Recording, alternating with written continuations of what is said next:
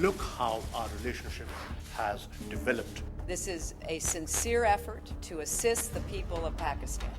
امریکہ اور پاکستان کے تعلقات کو کئی لوگ ٹرانزیکشنل ریلیشن شپ یا کاروباری رشتہ قرار دیتے ہیں، لیکن پاکستانی نوجوانوں کے لیے امریکی حکومت کے تعلیمی پروگرامز کی عمر تقریباً اتنی ہی پرانی ہے جتنی پاکستان کی اپنی تاریخ۔ اس سال امریکہ پاکستان میں اپنے فل برائٹ پروگرام کی 60ویں سالگرہ منا رہا ہے۔ When you look at the Fulbright program, Fulbright programme نئی نسل کو تعلیم دینے، ایک مضبوط پیشہ ورانہ مہارت قائم کرنے اور اگلی نسل سے مضبوط قائدین اور ماہرین پیدا کرنے سے متعلق ہے۔ الینا رومانوفسکی، جو امریکی وزارت خارجہ میں تعلیم و ثقافت کی نائب وزیر ہیں، کہتی ہیں کہ 1950 میں شروع ہونے والے اس پروگرام کے ذریعے گزشتہ 60 سال میں 2400 پاکستانیوں نے امریکہ سے اعلیٰ تعلیم حاصل کی ہے۔ گزشتہ 5 سالوں میں اس پروگرام کے تحت 947 جبکہ اس سال 380 پاکستانی نوجوان امریکی یونیورسٹیز میں پی ایچ ڈی کرنے آئے ہیں۔ we are looking for ہم طلباء کی بڑی متنوع تعداد کی بات کر رہے ہیں۔ ان تمام 947 پاکستانیوں میں جو پچھلے 5 سالوں میں پڑھنے کے لیے امریکہ آئے، 42% خواتین تھیں، اور ہم پاکستان کے 74 شہروں سے طالب علم امریکہ لانے میں کامیاب ہوئے۔ ہم نے الینا رومانوفسکی سے پوچھا کہ امریکہ کے یہ تعلیمی پروگرام پاکستان کے تعلیمی شعبے میں کیا کردار ادا کر رہے ہیں، اور امریکی حکومت ان پروگرامز کی کامیابی کا اندازہ کیسے لگاتی ہے۔ we have many more applicants than we have. ایک تو ہمارے پاس گرانٹ سے کہیں زیادہ امیدوار ہوتے ہیں، دوسرے پاکستان میں کئی اہم رہنما فل برائٹ پروگرامز کے تحت امریکہ سے تعلیم یافتہ ہیں۔ پاکستانی یونیورسٹیوں کے 9 وائس چانسلر فل برائٹرز تھے۔ ہم یہ بھی دیکھتے ہیں کہ ہمارے طلباء واپس اپنے ملک اور اپنے اداروں میں جا کر کیا کرتے ہیں۔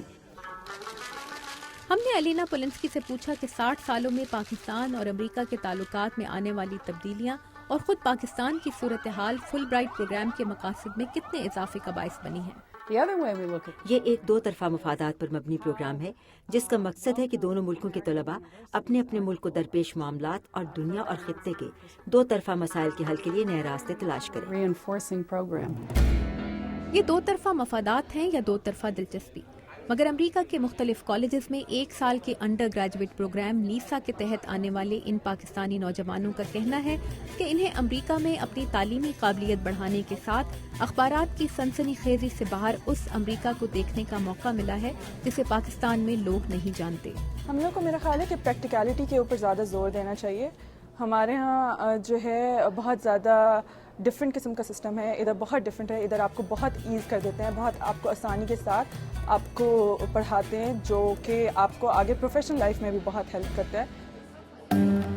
راجن پور ڈیرہ غازی خان کے جنید حفیظ بہاؤدین زکریا یونیورسٹی سے انگریزی زبان و ادب میں آنرز کر رہے ہیں، اور ان دنوں ریاست مسیسپی کی جیکسن اسٹیٹ یونیورسٹی میں امریکی آرٹ اور تھیٹر کا مشاہدہ کر رہے ہیں۔ لوگ بات کرتے ہیں کلچرل شاک کی، لیکن میرے لیے اچھی بات یہ تھی کہ جو چیزیں میں ملتان میں رہ کے، راجن پور میں رہ کر سوچتا تھا کہ ایک سوسائٹی کو ایسے چلنا چاہیے کہ ہر بندہ انڈیویجول ہو اور کوئی بندہ اس کے کام میں، اس کے ذاتی بیلیفز میں انٹرفیئر نہ کرے، یہاں آ کر یہ دیکھا کہ ایسا پاسبل ہے۔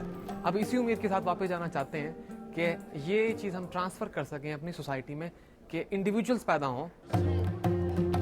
منگورا سوات سے تعلق رکھنے والے Rafi ullah Balochistan university of information technology سے پیٹرولیم انجینئرنگ میں گریجویشن کر رہے ہیں۔ مجھ سے جو بھی کوئی سوال پوچھتا ہے تو یہ طالبان کے بارے میں پوچھتا ہے، کیسے لوگ ہیں، کیا تم لوگ اس کو سپورٹ کر رہے ہو؟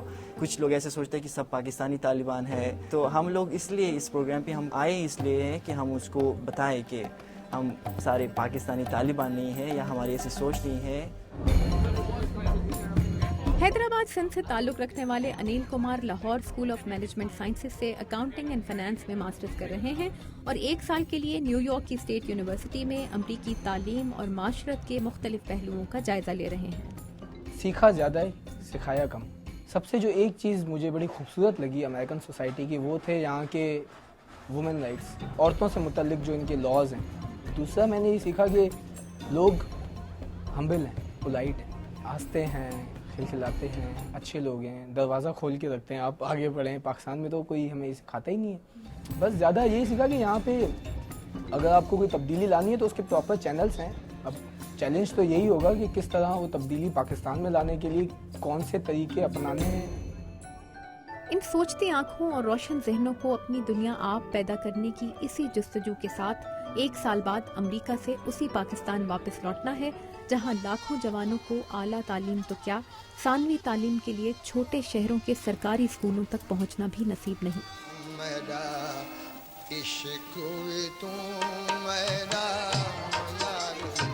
अमरीकी माहिरीन पाकिस्तान को एक पेचीदा मुल्क करार देते हैं जिसने नाखानदगी से बेरोजगारी, महंगाई से बदउनवानी और इंतहा पसंदी से दहशतगर्दी तक का फासला हैरत अंगेज तेजी से तय किया है।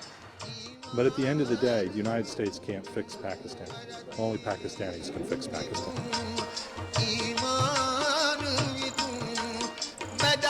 क्या पाकिस्तानी नौजवानों को इल्म से दोस्ती करना सिखाकर खुदकुश जैकेटें बांधने से बचाया जा सकता है, या फिर तालीम, तरक्की और अमन के रिश्ते पर तहकीक करने वाले पाकिस्तानी मुमलिकत और माशरे के मुख्तलिफ खलाओं में रहने वालों की कौमी गैरत और कौमी तरक्की के दरमियान मौजूद कुछ अहम सच्चाइयों को नज़रअंदाज कर रहे हैं। माहिरीन चाहे पाकिस्तान के हों या अमरीका के, ये मानते हैं कि पाकिस्तान की बका का राज इन्हीं सवालों के जवाबों में है।